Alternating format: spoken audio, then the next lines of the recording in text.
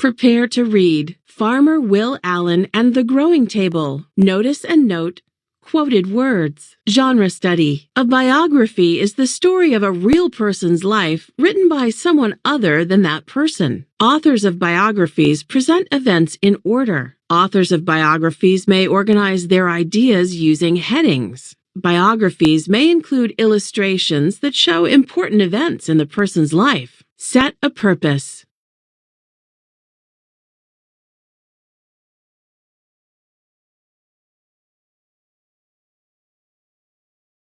Critical vocabulary. Scarce. Greenhouses. Pollution. Crowded. Vats. Vertical. Factories. Meet the author and illustrator, Jacqueline Briggs Martin and Eric Shabazz Larkin.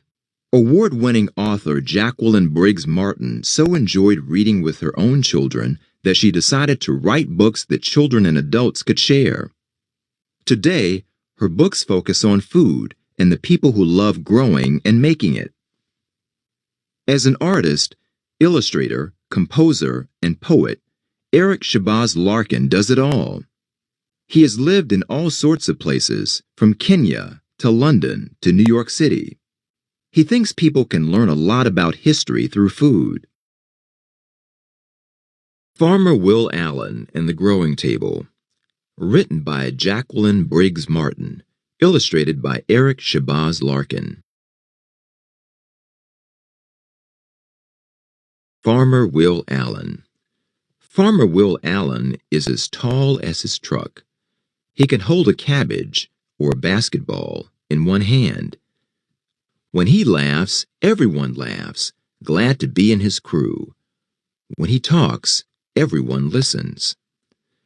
But some say the special thing about Will Allen is that he can see what others can't see. Are they right? When he looked at an abandoned city lot and saw a huge table heaped with food, was he right? The kitchen table. When Will Allen was a boy, bowls of peas, greens, and his favorite, lima beans with ham, covered the kitchen table. My mother often fixed enough food for 30, Will says.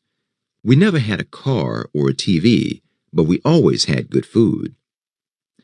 He remembers people who'd come to dinner, tired and drooped, and leave laughing.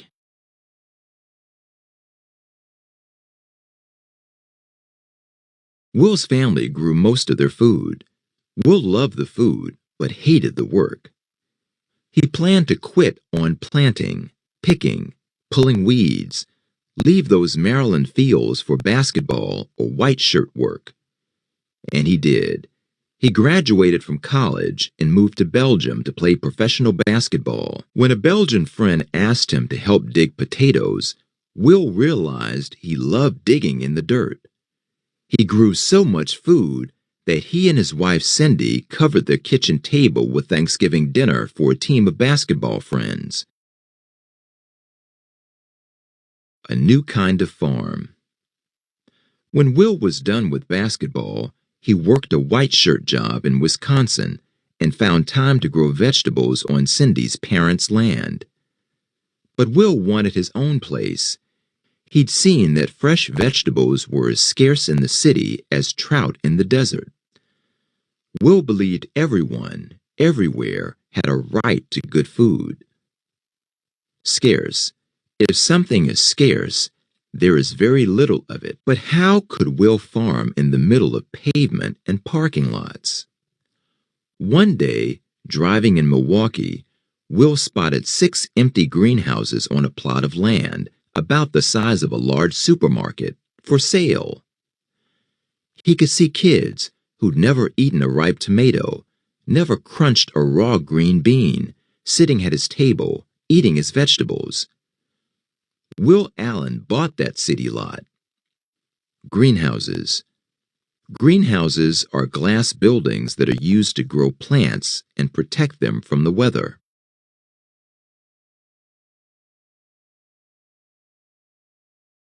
The dirty soil.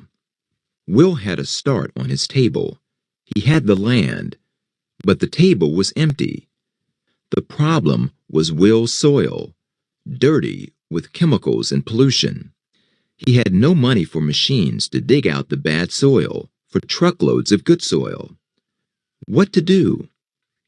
In Belgium, Will had learned to make good soil with food garbage. They called it composting. But he needed lots of garbage.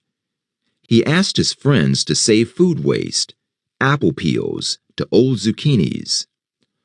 Will collected those scraps in big white buckets and dumped them into piles. He added hay, leaves, newspapers, red wiggler worms, water. Every now and then, he turned the piles to get air into the mix. Neighborhood kids stopped by to ask what he was doing.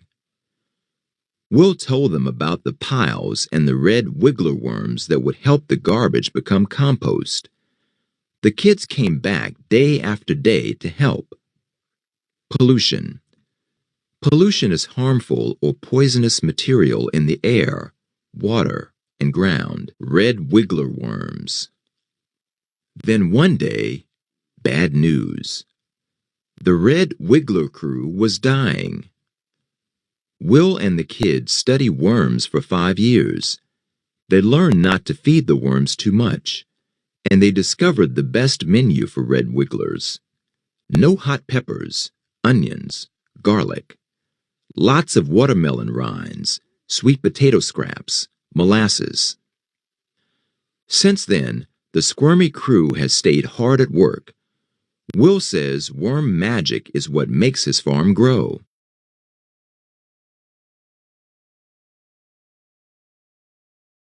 Making a bigger table, growing power. Once Will had good soil, he was ready to plant vegetables. But he didn't have much space. How could he grow enough food on a small city plot? Will Allen looked around. He saw that he had all the space from the soil under his feet to the top of the greenhouses. He hung plant baskets from the ceiling. He grew greens in buckets, greens in rows.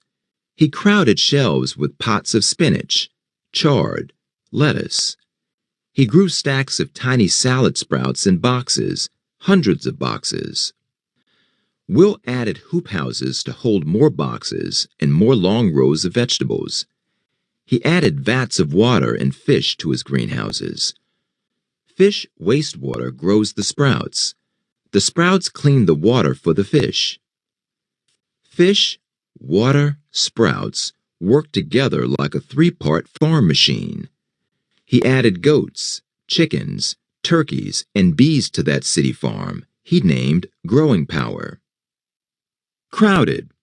If you crowded a space with something, you filled it up with no room left for anything else. Vats. Vats are large tanks or tubs that can hold water or other liquids.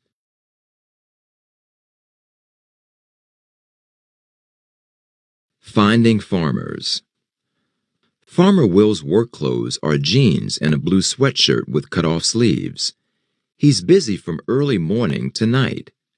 Still, one person could never grow all the food Will wanted to grow. Where could he find more farmers in the middle of the city? Will Allen looked around. He saw teenagers, schoolchildren, parents, grandparents. He taught them to be farmers. Then, Will's table held as much as several supermarkets, thousands of pounds of food. Neighbors who live in high-rises, far off the growing ground, came and still come to Will's farm to buy fresh vegetables, fish, or eggs. People have gone and still go to fancy restaurants to eat Will's food. But Will wanted his table to feed folks all over the world. How could he build one huge table that crossed continents, growing power around the world? Will thought about the problem of the world-sized table. He looked around and saw his many helpers who learned to be farmers. He would teach people everywhere to grow food for their own tables. Will Allen began to travel. He has crisscrossed the United States showing others how to farm in the city, and he has taken his red wigglers to Kenya, to London, all over the world. The world has also come to his Milwaukee farm. 20,000 visitors a year tour the greenhouses, watch goats, snack on greens, and go home planning to start a farm on a city lot, rooftop, or abandoned highway. Will and the 50 million. Is Will Allen done? Never. We need 50 million more people growing food on porches, in pots, inside yards, he says. Will is always looking for new ways to make the table bigger. More schoolyard plots, a vertical farm that's 5 stories high, farms in empty factories or warehouses. Will Allen dreams of a day when city farms are as common as streetlights and every table is covered with good food. Your table. Will Allen can see what others can't see. When he sees kids, he sees farmers. Will you be on Will Allen's crew? Will you grow vegetables for your family, your neighbors, on your porch or roof or yard? How big will your table be? Vertical. Something that is vertical stands tall or points up. Factories. Factories are large buildings where things are built or made by people and machines.